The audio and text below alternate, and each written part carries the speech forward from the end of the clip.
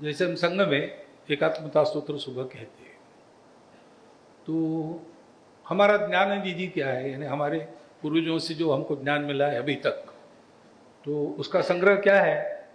तो हम कहते हैं चतुर्वेदा पुराणानि सर्वोपनिषदस्तथा, वेद पुराण उपनिषद, रामायणम, भारतम च महाभारत, गीता, सद्दर्शनानि च सभी दर्शन, जैनागमा, त्रिपिटका, गुरुग्रंथ, शतांगिरा, जैनों के आगम, बौद्धों के 3 पीठक, श्री गुरु ग्रंथ साहब जी और संतों की सब वाणी, ऐसा ज्ञान लीजिए श्रेष्ठ।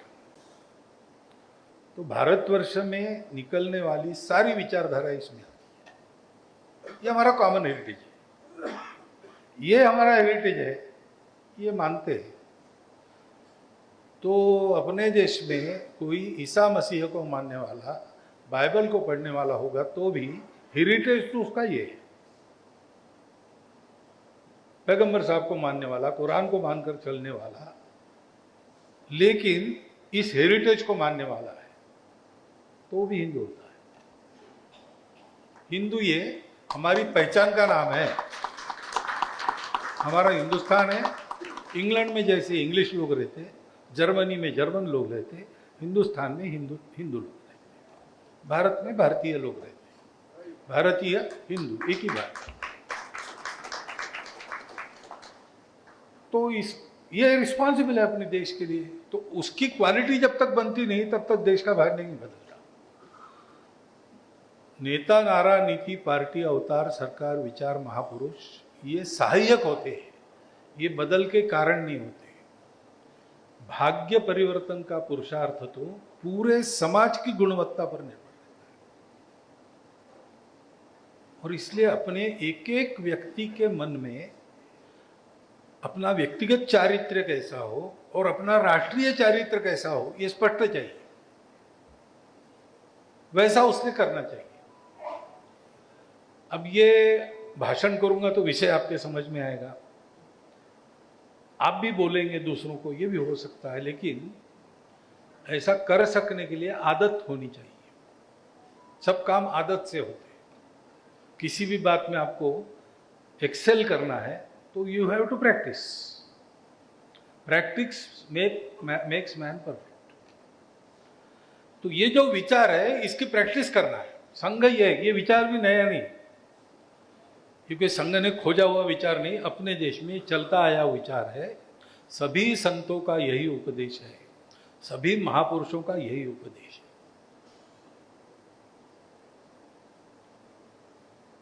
आप गांधी जी को लीजिए, आप विवेकानंद को लीजिए, आप सुभाष बाबू को लीजिए, आप डॉक्टर अंबेडकर साहब को लीजिए, किसी को भी लीजिए, they have recommended the same thing. शब्द अलग अलग है, लेकिन ये करना कैसे, उसके लिए आदत लगाने की मेथोडोलॉजी जो है उसका नाम संघ है। आरएसएस उसका नाम।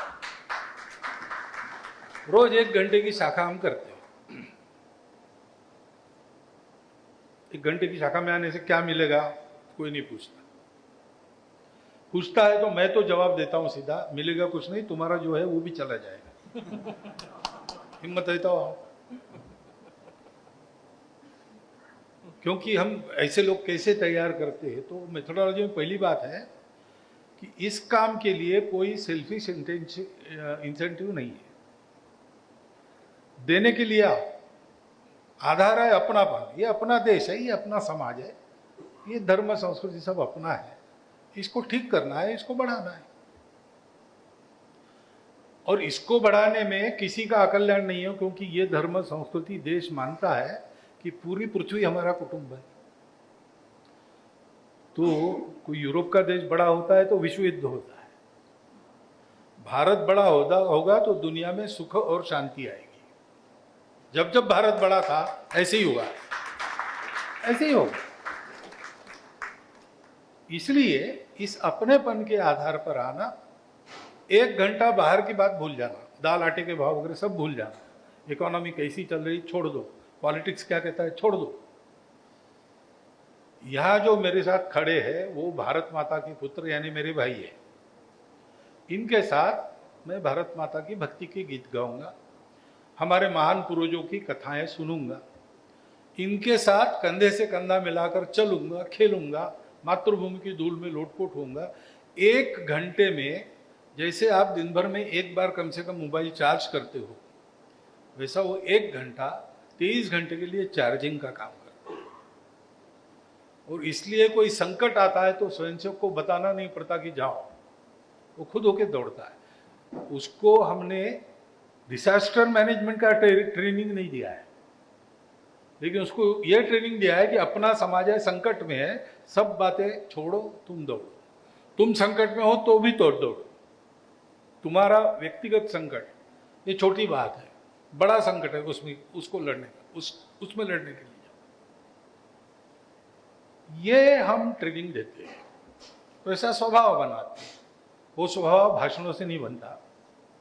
एक तो ये प्रैक्टिस है और इसे जीवन जीने वालों की परंपरा है। आज संघ बड़ा हो गया, प्रसिद्धि हो गई, इसलिए आपको मैं दिख रहा हूं। लेकिन आज जो संघ के लगभग 60-70 लाख स्वयंसेवक होंगे, वो उसमें बहुत सारे ऐसे ही है, और जो ऐसे नहीं है वो ऐसा होने का प्रयास करने वाले। और ये सब ऐसे क्यों है? तो डॉक्टर हेडगेवार के समय से this is our role model. और इसमें हमको कुछ ऐसा लगता नहीं कि हमने बहुत तीर मारा है, आपने इतने अच्छे अच्छे शब्द संघ के लिए और मेरे लिए कहे, तो हमको तो संकोच होता है सुनकर, क्योंकि हमारी इच्छा ये है कि अपने समाज का प्रत्येक आदमी ऐसा होना चाहिए, उसके लिए हमारा काम है। इसलिए हम प्रसिद्धि नहीं करते। प्रसिद्धि होनी है तो देश की होनी चाहिए, समाज की होनी चाहिए। कल ये सारे अच्छे काम और देश का जो भला होगा वो संघ के खाते में लिखा नहीं जाना चाहिए। इतिहास ने ये कहना चाहिए कि भारतवर्ष में एक ऐसा समाज खड़ा हुआ जिसने अपने देश को सिरमौर देश बनाया। इसमें हमारी सफलता है। इस प्रकार का ये संगठन है। काम अब संगठन केवल इतना करता है, एक मुद्दा ये क्लियर मैं कर देता हूं कि संघ केवल इतना ही काम करता है और कुछ नहीं करता है। संघ की केवल शाखा है, संघ के स्वयंसेवक। बाकी सब जो दिखता है आज, बहुत सारे सेवा काम करते हैं, 1,30,000 के ऊपर छोटे बड़े प्रकल्प पूरे देश में अपनी चमड़ी घिसकर, अपना दमड़ा खर्चा करके, और कम पड़ा तो समाज से लेके हम चलाते, सरकारी पैसा नहीं लेते। ऐसे हर क्षेत्र में संघ के स्वयंसेवक काम कर रहे हैं और एक वहां मॉडल प्रस्थापित कर रहे हैं। यह सारा स्वयंसेवकों का है, स्वयंसेवक संघ के है। बाकी ये सारा जो है एक एक संगठन अलग, स्वतंत्र, स्वायत्त है। कुछ लोग कहते हैं वैसा कोई डायरेक्ट या रिमोट कंट्रोल उस पर हमारा नहीं है। हमने स्वयंसेवक को दृष्टि दी है, ट्रेनिंग दिया है, विचार दिया है। अब तुम जाके अपने आप को सिद्ध करो, अपने आप को इंडिविजुअली नहीं, अपने इस बात को सिद्ध करो मैं कैसे बना हूं। तो वो स्वतंत्र है करने के लिए और स्वतंत्र रूप से करता है। अब स्वयंसेवक है, दोस्त है, हम लोग अपने वाले हैं, सब अपनेपन के कारण तो बातचीत होती है, सलाह मशवरा देना चलता है। काम अच्छा है और मदद के लिए बुलाते तो मदद करते, और वो सबको करते, केवल स्वयंसेवकों को नहीं करते। तो इसलिए ये देख के, ये जो स्वयंसेवक चमत्कार कर रहे हैं उसको देख के संघ को नहीं समझना। संघ को समझना है तो संघ की शाखा देखना, संघ का स्वयंसेवक देखना, और हो सके तो संघ में आकर संघ का अनुभव लेना। क्योंकि चीनी कितनी मीठी है इस पर भाषण बहुत हो सकते हैं।